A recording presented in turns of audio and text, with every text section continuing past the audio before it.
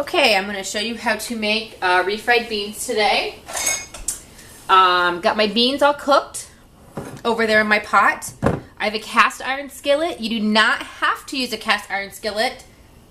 I've just used nothing else besides that. So I don't know what to tell you if you don't have a cast iron skillet, but just use a skillet. This is my secret ingredient. This is bacon grease.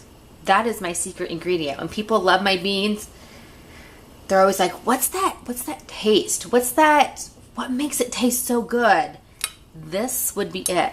Pure 100% bacon grease. So, my pan is hot. I'm going to take some bacon grease that's been all solidified because it's been sitting in the refrigerator. Honestly, I have no idea how much to put in there. Just put some. The more, the better. I mean, obviously, you don't want to put too much. You don't want to be eating nothing but grease. But, I don't know. Just put some in. Live and learn. That's how you just gotta trial and error. That's what I meant to say. Trial and error. So, I have this on low. I'm going to turn it up. Because hopefully, I don't want this to take too terribly long. Sorry to take it 20 seconds. So I'm waiting for this to, yeah, it's hot. Waiting for this to get hot. Now you want your beans in your pot, you want them to be hot and fresh.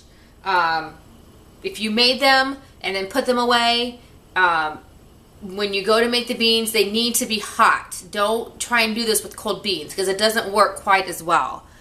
You can do it, but it doesn't work quite as well. Isn't that nice? Once I look at my camera, I can see all the dirty stuff in my house. Okay, so, come on. Now you want to get the oil very, very, very hot. Very hot. Okay.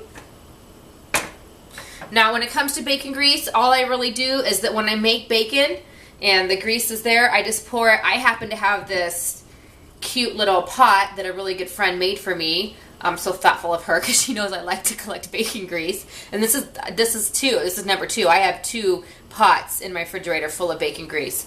I have this cute little pot. You can use just a plastic container. You do want to wait for your bacon grease to cool down a little bit because if you put hot grease in a plastic container, you're going to burn a hole in it, in case you don't know that. So you can use any container. I wouldn't suggest metal, but if you have a ceramic container or a plastic container, you can use that. I store mine without a lid on it. My other pot happens to have a lid on it, so lid optional, doesn't matter. It just stays good in the refrigerator. So, okay, so we got a nice hot pot of grease. The hotter the better. So turn it up high. All this to heat some oil. How long? Oh, I don't know. A couple minutes. Counts down, doesn't count up. Okay. Okay, while we're waiting for that, this is something I'm going to suggest. You don't have to do this, but it's what I suggest, okay? Unless you're going to have just enough in your pot to make up your whole entire pan, you're gonna have to. There's too many beans in this pot. Basically, this pot will make 2. I'm drawing a blank in my words. I'm sorry. It's gonna make 2 batches of my refried beans. Okay. So, where's my thing? Here. Got my ham bone in here. Gonna pick it out. Okay. So here's, okay, there's a test that your oil is really hot because it's going to sizzle, okay? Now don't start a fire, okay? Now here's my beans. You want to have lots of juice with it, okay? Not too much juice, but you want to have plenty of juice. You don't want to make them dry, okay? Now, be very careful when you do this, okay? This is my disclaimer. Do not start your house on fire. Do not blame me. You want it hot, but don't start a fire. Stand back. Do not have kids around, please. This stuff can really spray and splatter. In fact, I hope it doesn't get my camera.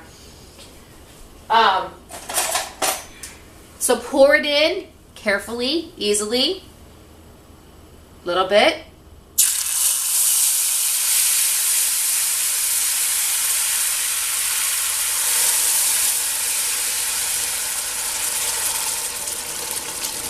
All right, there you go.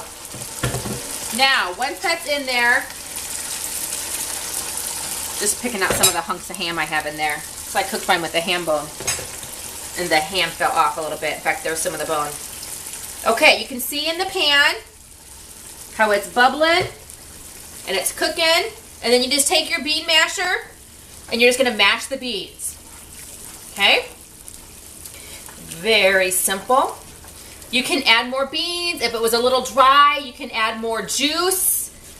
You can't really take away the juice. Again, just trial and error. What is this? Yes, salt. Okay. I'm going to add some salt. You kind of salt to taste, okay? Some people like theirs really salty. I mean, you don't actually, in my opinion, you don't need a tremendous amount of salt because the bacon has a lot of salt in it already. So then you just take your beans and you just mash it. I'm going to turn it back up a little bit. And just mash these beans in until they're nice and mushy all over.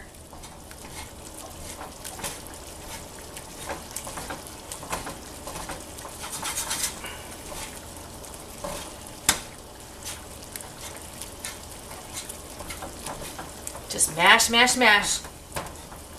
You can see it bubbling. Now it will thicken a little bit. I mean, if you look at it right now, it's like super runny, which is not necessarily bad. But when I turn this off and let it sit for a little bit, it's going to thicken. So if you think it's too runny, don't worry. It'll thicken up. Okay. Now, if you don't get it all mashed, I mean, if I look really close, I see some beans in here that are actually still kind of whole. That's okay. I mean, you don't have to have every bean completely mashed. All right, look at that. Now I'm going to turn it off. Let it cool down. Unfortunately, because it's so hot, I don't think I can really eat it right now. Let me try. Just because I'm a fool. Oh. Hang on.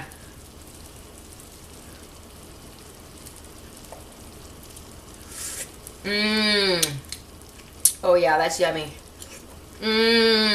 Oh my, super yummy. So it's simple as that. You just heat your bacon grease. You pour in your beans with some juice. Your beans that are warm and hot. Don't do it when your beans are cold. And mash away. Salt to taste. And you are good to go. All right, enjoy. Let me know how they turn out.